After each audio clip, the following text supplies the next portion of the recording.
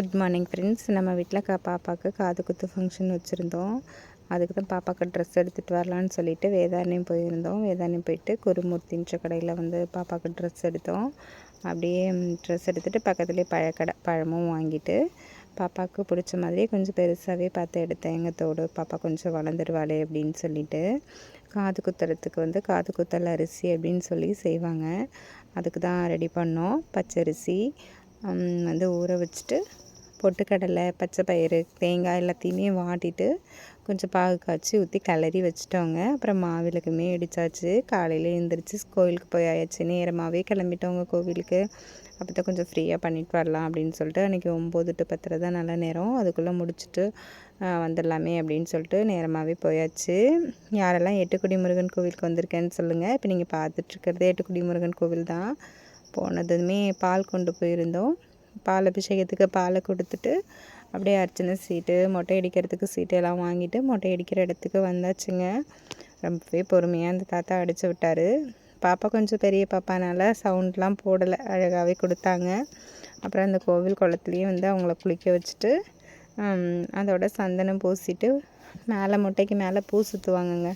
அதையும் சுற்றிட்டு புது ட்ரெஸ் போட்டு ரொம்ப அழகாக சிரிச்சிட்டே இருந்தாங்க. அப்புறம் மறுபடியும் இங்கே பூசாரி காது குத்துற ஃபங்க்ஷனுக்கு எல்லாமே ரெடி பண்ணியிருந்தாங்க. வந்ததுமே விளக்கேற்றி ஆரம்பிக்க சொன்னாங்க. நல்ல நேரம் வந்ததும் விளக்கேற்றிட்டோம். அதுக்கிடையிலே போயிட்டு சாமிக்கிட்ட ஆசீர்வாதம் வாங்கிட்டு துணுவெல்லாம் போட்டு பாப்பாவை காமிச்சிட்டு காது குத்துறதுக்கு வந்தாச்சுங்க. இந்த தாம்பளத்தில் வாங்கிட்டு வந்து ஜாமான்லாம் தூக்கி எடுத்து வச்சுட்டு அப்படியே மாவிளக்குக்கு கோவிலால் தாங்க போட்டு பூவெல்லாம் வைப்பாங்க மாவிளக்கு மேலே. அதெல்லாம் அம்மா ரெடி பண்ணிகிட்டு இருந்தாங்க. அப்புறம் தாய் மாமா மடியில் உட்கார வச்சு தாங்க காது குத்தணும். என்னோடய தம்பி வெளியூரில் இருக்கிறதுனால வர முடியல. எங்கள் அப்பாவே தான் எல்லாமே செஞ்சாங்க. அப்பாவும் அம்மாவுமா செஞ்சாங்க. மாமா இல்லை அப்படின்னா தாத்தா மடியில் வச்சு தான் காது குத்துவாங்க எங்கள் ஊரில். சந்தனத்தால் காதில் இந்த இடத்துல குத்தலாமா என்னன்னு சொல்லி கேட்டுட்ருந்தார். நம்ம கொஞ்சம் கரெக்ஷன் சொல்கிறத கரெக்ட் பண்ணிவிட்டு காது குத்த ஸ்டார்ட் பண்ணிட்டாங்க. காது குத்துறது ரொம்பவே அழகாக ஃபங்க்ஷன் போயிட்டு இருந்துச்சுங்க. நீங்களும் ஃபங்க்ஷனை பாருங்கள்.